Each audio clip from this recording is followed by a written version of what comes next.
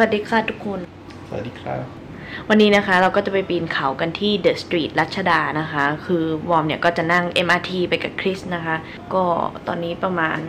เที่ยงครึ่งแล้วแหละเดี๋ยวเราก็จะออกจากบ้านแล้วคือวอร์มแบบไม่ได้นั่ง MRT มานานแล้วนะไม่รู้ว่ามันเปลี่ยนไปยังไงบ้างนะคะก็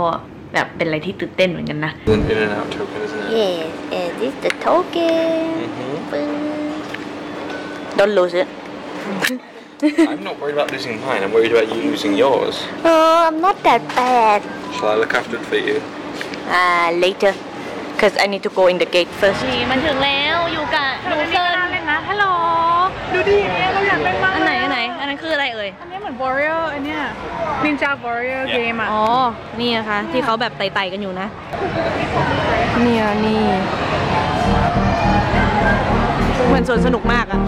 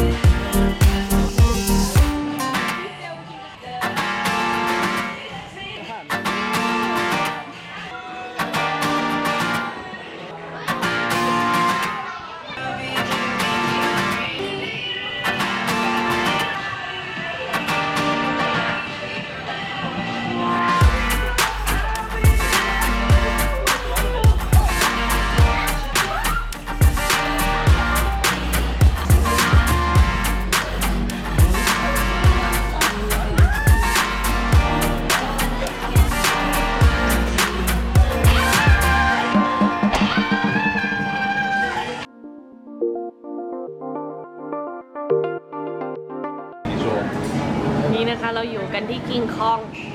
กินข้าวเย็น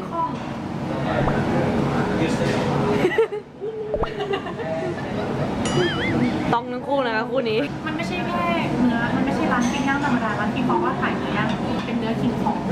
สำหรับปิ้งจริงเปล่าก็จะไปหาที่ไหนไม่ได้อีกแล้วมันเป็นเนื้อคิงของเราสั่งไปเป็น exclusive ใช่หรือก็ไม่รู้หรอที่เธอเนื้อสั่งแล้วสั่งไปเป็นคิงของดูหน้าเกินนะคะ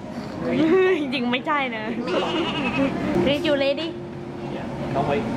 I'm hungry. I don't want to wait.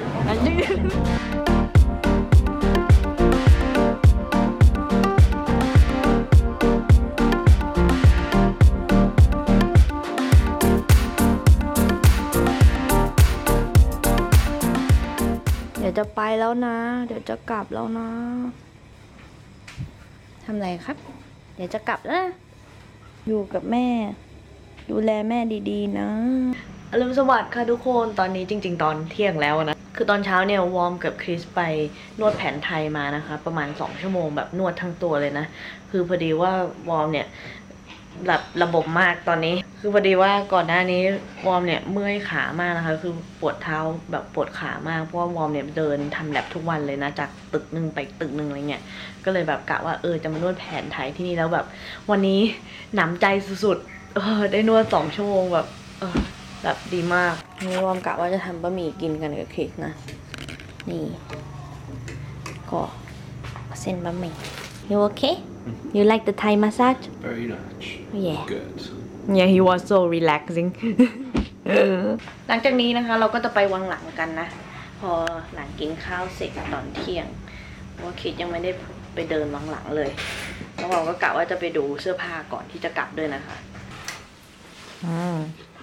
อร่อยไหมอร่อยไหมWhen I'm done with you, you'll be singing like Whitney Houston. I run to you. I'm your baby tonight. I wanna dance with somebody. How will you know that somebody? Chris is very happy. The best latte I've had in Thailand because it has no sugar. The problem in Thailand, they like to put sugar in the coffee straight away without asking. So every time when you order something in Thailand, you must say no sugar. ตลาดบางหลังนะคะ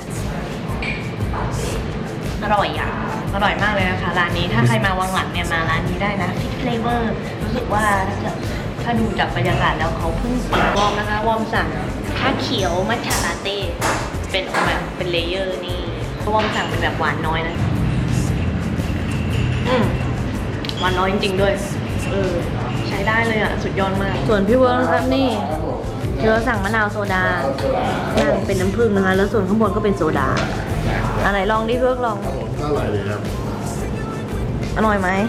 ว่าอร่อยครับผม กลมกล่อมปะ ผมลองแล้วนะ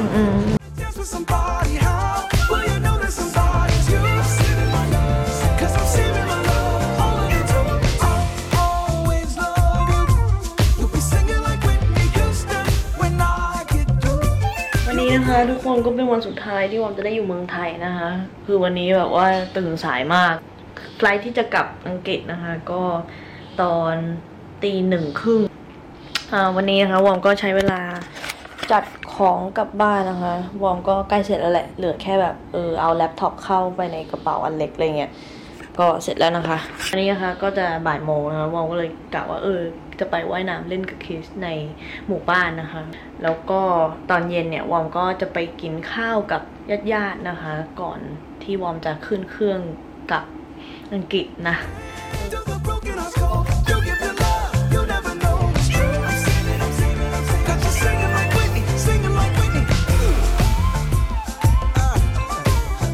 Baby, I'm back. ตอนนี้เรามาอยู่กันที่ร้าน โอ้กระจูวะ ร้านอะไรเป็นร้านที่กำลังแบบมาใหม่อินเทรนด์ในตอนนี้มากเลย เพราะว่าเขาปลูกผักแล้วก็เอามาทำอาหารที่นี่เป็นของตัวเอง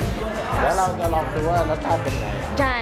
ต้องให้พี่เวิร์กชิมนะคะ เพราะว่าผมไม่ได้ใส่ออร์แกนิกเท่าไหร่นะ พี่เวิร์กสายอะไร สายคาร์โบไฮเดรต สายคาร์โบไฮเดรต แล้วก็เนื้อ นี่อุ้ย At the great icon, you and me gonna spend some time with me. But you wanna run, needing me. But you wanna run, dance with me while the night is young. Say them.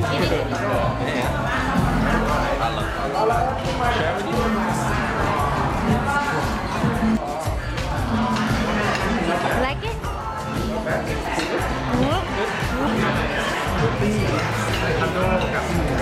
ร่อยครับผม อร่อยไหม อร่อยมากเลยครับผมแล้วก็ผักเยอะเหมือนกันตอนนี้ ผักเยอะคลีน